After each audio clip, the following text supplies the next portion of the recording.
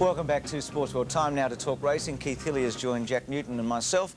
And Keith, it's been a week of headlines with Terce and John Schreck making really a landmark decision to retain the Golden Slipper for the connections and finding Clary Connors $10,000 after a positive swab. Yes, that's true, Bruce. I think it was a decision that was technically wrong, but morally right. I sort of liken it to a probationary driver who must have a 0 level of alcohol, and if he goes out and has half a dozen beers, then he deserves to lose his licence because he did it with intent. But if maybe he takes a spoonful of cough mixture and there's an alcohol, a smidgen of alcohol in his reading, he really doesn't deserve to lose his licence. And I think that sanity prevailed, but it is a landmark decision. It will open a Pandora's box, because once you allow some degree of a prohibited substance, when do you end that degree? Where's the cut-off point? So I think that it's something that will have to be addressed by the principal race clubs of this country. Jack, this is a very good horse, Terce. He wasn't favourite for the Golden Slipper. He was successful there. The filly was favourite, Bold Promise, and he's just gone from strength to strength, hasn't he? Yeah, well, he won a big race in Newcastle before he won those major races, and the question I was going to ask was how strong is the opposition? I mean, when we talk about great horses, surely your measurement in any sport is the quality of the opposition. I mean, are they a good bunch of 2-year-olds this season? I think they're average. You've got to remember only 3 horses have won the Triple Crown, and only one other horse has won it since the Champagne became 1600, and that horse was Luskin Star. Now, he was a great horse, wasn't he? I think you've got to be exceptional to win it, Jack. What do you think, Keith? I think the opposition's average. It's 14 years since a horse has won the Triple Crown, and it's only happened a couple of times in 35 years, so he's way above average. If you describe the opposition as average, Bruce, it still is the best in the land, isn't it? That they've gone through their classes, they made the Golden Slipper final, so to speak. Still the best in the land. We can't detract from Terce. He's very good. Well, let's have a look at him in action. Randwick yesterday, Champagne Stakes worth $250,000, the 3rd leg of the 2-year-old Triple Crown.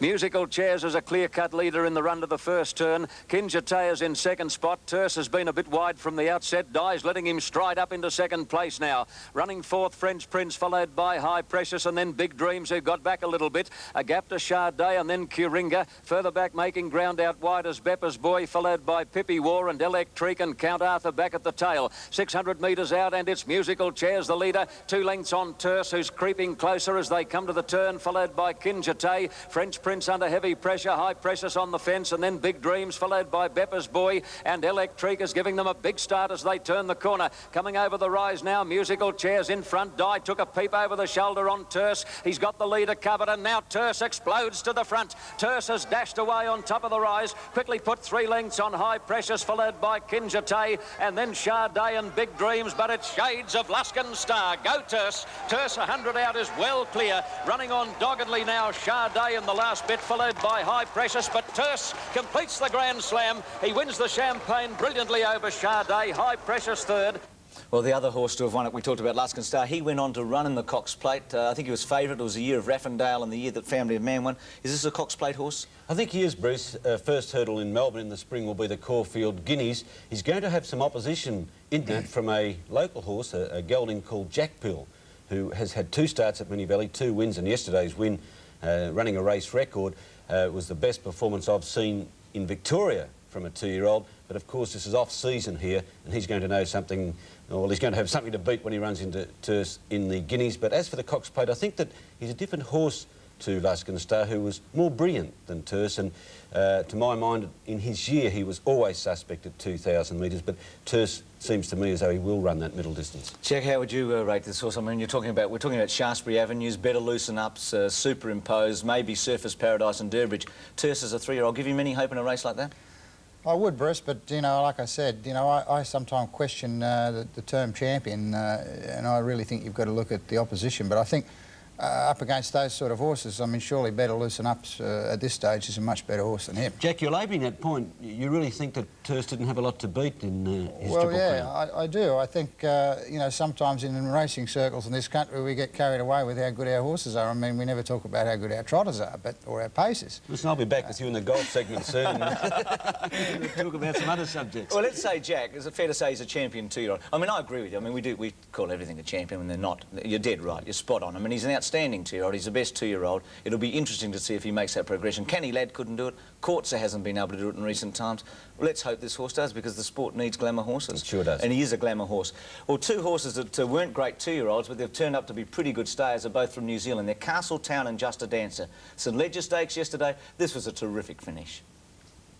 Been a funny old race. They've been chopping and changing. Idlesome is next on the outside, and then Count de Beers, and Cool Reception is now cluttered up between runners. Further back, Shot of Comfort. Just a Dancer will have to go very wide on the turn. Then What Dancer, followed by Castletown, and Church Street as last as they swing the corner. Into the straight now, French Defence, Prince Siegfried, Din's Joy on the outside. They're clear of Idlesome, followed by Count de Beers. Cool Reception got chopped out for a run, and Just a Dancer pulled to the outside. Castletown's going with him. About a length covers 6 or 7 as they top the rise. Castletown on the extreme outside has raced up with Just a Dancer. Cool Reception, after being held up for a run, is getting clear, but it's Castletown and Just a Dancer. Nose and nose, head and head, they're coming to the line. Castletown on the outside is going best. Oh, Just a Dancer kicked and there's nothing in it. Castletown or Just a Dancer in a spine-tingling finish to the St Ledger. Cool Reception third. Yes, and not only spine-tingling for the caller, Johnny Tapp, but your hands would be a bit wet with the perspiration if you backed either than Castletown getting it on the outside. Keith, just like the old days, two grand old New Zealand stayers head and head. Yes, and two former New Zealand, or one still New Zealand-based, Noel Harris on Castletown, Jim Cassidy on Just a Dancer. Weight is a great leveller. Yesterday, Just a Dancer met Castletown 4 kilos worse for the Sydney Cup runs, and that told the tale at the finish. I think that Castletown, despite yesterday's win, Bruce being only his first in Australia from 12 starts, I think he's a Melbourne Cup hope. He's a very strong and dour stayer, and I think he's getting better with age too. I know he's won at 3,200. I just doubt him at the end of 3,200. I only won yesterday. What about Just a Dancer, Jack? I mean, he was one of the favourites for the Melbourne Cup. He's found a bit of form again. Yes, well, I think I had a few dollars on him in the Melbourne Cup at the end of last year, and then, of course, I was amazed to see him out of form and then get up at 40 to 1 or something in the Sydney Cup, 25, 40 to 1, something like that. Should have run Keith. He knew he couldn't win the Melbourne Cup. Gospel Cup during the week, $200,000 race. The favourite here, well, one of the favourites, Stylish Century. We go to the race with about 1,000 to go. You'll see some interference here. The winner, Comrade. By a neck to Bassie's Pride and 2 to Comrade tracking the leaders. They're followed by Regal Raffinese now. Liverstone Lane off the fence and going between horses. And then Post Elect followed by Just Trish. Ricochet Rosie is trying to follow Liverstone Lane, and they're followed further back by Red Chiffon. Century Rainer starting a run from Royal Marine, and the last one is Mr. Marceau. 550 left to go as they come off the riverside, and Stylish Century is the leader. Comrade has gone up to be a neck away, and then came Liverstone Lane. Bassie's Pride is dropping out of it, followed by Post Elect and then Ricochet Rosie, and the winners in that group as they turn in the cup now. Under 300 to go, and on the outside, Comrade serves it up to Stylish Century. Liverstone Lane coming at them, and so too is Ricochet Rosie, clear of Post Elect. The leader, Comrade. Ricochet Rosie coming after Comrade. Comrade the leader. Ricochet Rosie stride by stride is coming at Comrade. Comrade fighting back. Comrade in front. Comrade. Comrade won the cup. Ricochet Rosie second, Liverstone Lane third. Yes, a quality race there. Stylish Century, they were thinking about going to America, Keith, with him, but I think he might have been to the world once too often again this autumn. Sure, and also, Bruce, he is not good enough. Just scrap the plans, not good enough. He raced like a tired and, well, almost not sore horse, but he hung in very